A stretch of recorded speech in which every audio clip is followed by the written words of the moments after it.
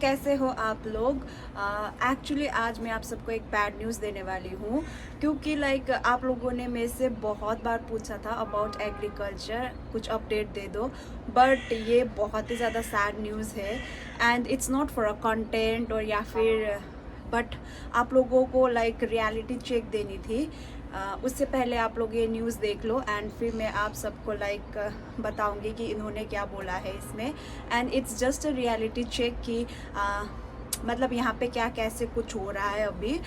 तो specially for agriculture sector, care giver में तो इतना नहीं है, बट एग्रीकल्चर सेक्टर के लोगों को मतलब बहुत ज़्यादा वो है, मतलब दिक्कतें भी है एंड प्लस ये बहुत ही ज़्यादा बैड न्यूज़ है।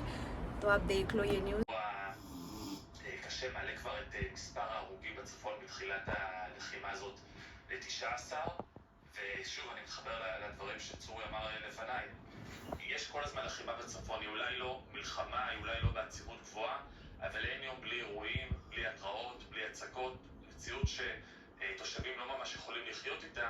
מצד שני מדינת ישראל מעדיפה כבר מעל ל-150 ימים לחיות איתה בשקט, להכיל אותה כדי לסיים את הדברים בדרום. אף אחד לא מבטיח לתושבים שיסיימו בדרום באמת יהיה את האפשרות, את היכולת המדינית לפעול בצפון נגד האיום הזה שלא מטופל כרגע.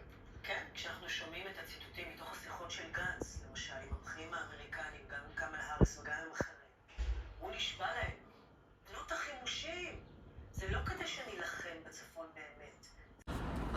तो जैसे कि आपने ये न्यूज़ देखा, ये दिखाना बहुत ज़रूरी था and it's just a reality check कि मैंने आप सबको पहले ही बोला था, मतलब आप लोगों को याद है या नहीं, एंड जो मेरे मतलब वीडियोस देखते हैं उनको शायद से याद है। मैंने पहले ही बताया था कि एग्रीकल्चर सेक्टर में जो भी आ रहे हैं उनका अकोमोडेशन आउटस्कर्ट एरिया में होता है इसराइल का, जहाँ पे एग्रीकल्चर तो ऑब्वियसली वो गांव में ही होता है। तो गांव area is basically the settlement area.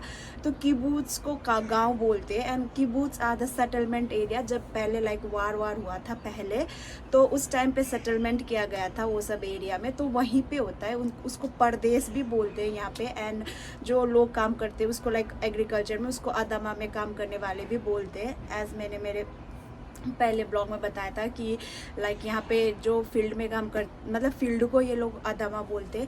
तो उसने बोला कि जो इंडिया से मतलब उसने एग्जैक्टली नहीं बताया कि मतलब कितने दिन।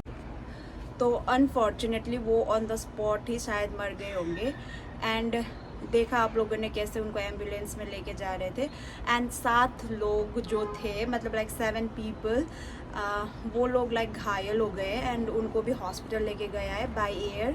न्यूज़ में ऐसा ही बोला। एंड दादी ने दादी एंड मैंने जब दादी को पूछा तो दादी एंड मैंने डिस्कस किया। शायद से आपको नहीं समझ में आएगा बट आप सुन लो अकॉर्डिंग टू दादी कि क्या कुछ है। לא יודעים מה הוא יוצא והורג אנשים. אז אמרו, אין לנו לבניין, בשביל מי בונה, מי בנה כל הזמן? ערבים. עכשיו לא רוצים לקחת אותם. מפחדים, אפילו אם הוא טוב, לא יודעים כבר. כן. אז אמרו, נביא מהודו.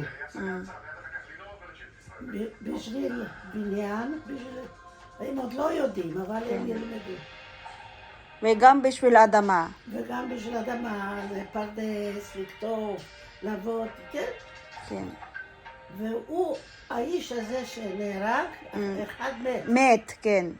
הוא היה בשדה, הלך משהו לעשות, אבל, כן. ובאה פצצה, והרג אותו. וגם 7 אנשים, גם כן בהודו, נפצעו מהרסיסים. כן. את יודעת, ולקחו אותם בית חולים. כן. זה עבודה עם סכנה. וכל אחד, מי שעובד, הם לא יודעים. כן. רוסי, פולני, רומני, הודי. כן. אבל מי מתו זה הודית. הודי. כן. בחור. בחור. וגם... तो ये कन्वर्सेशन आपको शायद में समझ में आई होगी या नहीं, आई डोंट नो, बट दादी का कहना था कि इंडिया से, थाईलैंड से एंड फिलीपींस से, बहुत सारे कंट्री से लोग आ रहे हैं एग्रीकल्चर में, क्योंकि यहाँ पे जो अरबी लोग काम करते हैं एग्रीकल्चर सेक्टर में या कंस्ट्रक्शन सेक्टर में, उन लोगों के ऊपर ट्रस्ट नहीं है, ऐसा कुछ बोला दादी ने, इसीलिए बाहर से लोग आ रहे हैं। तो इंडिया से जो आया था, मतलब लाइक दादी ने बोला कि हाँ वो मर गया है या फिर उनका डेड हो चुका है, तो दादी ने बोला कि ये बहुत सैड न्यूज़ है, बट अभी जॉब के लिए तो लोग आते हैं यहाँ पे एंड ऐसे मर जाते हैं। ये सब बारे में डिस्कशन हुआ मेरा और दादी का। तो मैंने दादी से फर्स्ट तो कंफर्म की कि वो क्या इंडिया से ही है, क्योंकि मुझे भी इतनी ज़्यादा हिब्रू नहीं आती है बट इतना, मतलब वो लोग इतना स्पीड में बात करते हैं तो मुझे इतना आता नहीं है। तो मैंने जब दादी से पूछा कि क्या ये ट्रू है या सच है, तो दादी ने बोला हाँ ये सच है एंड अनफॉर्चुनेटली ये चीज़ हो चुकी है।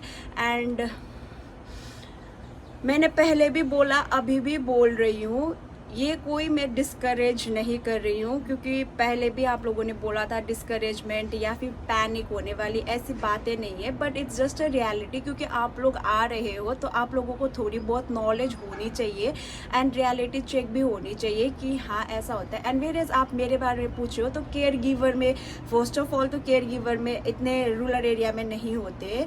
अगर आपका अकोमोडेशन हो भी गया तो इतना बॉर्डर एरिया में आपको नहीं मिलता है, थोड़ा बहुत आपको आगे ही मिल जाता है। एंड मैं तो हाइफा में हूँ, तो सिटीज़ में भी रिस्क है। जैसे तेल अवीव में भी आपने सुना होगा न्यूज़ वगैरह में कि कितने सारे सायरन बजे वहाँ पे, बट वेयर एज जो मतलब एक बॉर्डर एरिया होता है वहाँ पे बहुत ही ज़्यादा रिस्क होता है। एंड मैंने पहले ही बताया कि एग्रीकल्चर का अकोमोडेशन हमेशा ही बॉर्डर एरिया में होता है एंड ये चीज़ मैंने देखी हुई है, ऐसे ही नहीं बोल रही हूँ। क्योंकि मेरा जो पहले का काम था, मैंने बता दिया था पहले ही कि पहले के काम के टाइम पे मतलब लाइक वहाँ पे थाईलैंड के लोग थे, तो वो लोग इतना मतलब अकोमोडेशन इतना वो लोगों का वो एरिया में था, बॉर्डर एरिया में था। तो इसीलिए मैं बोल रही हूँ कि एग्रीकल्चर में जो भी आ रहे हैं प्लीज़ बी अलर्ट एंड ये सब चीज़ें हो सकती है। बट ये लाइक अनफॉर्चुनेटली ये चीज़ हो गई।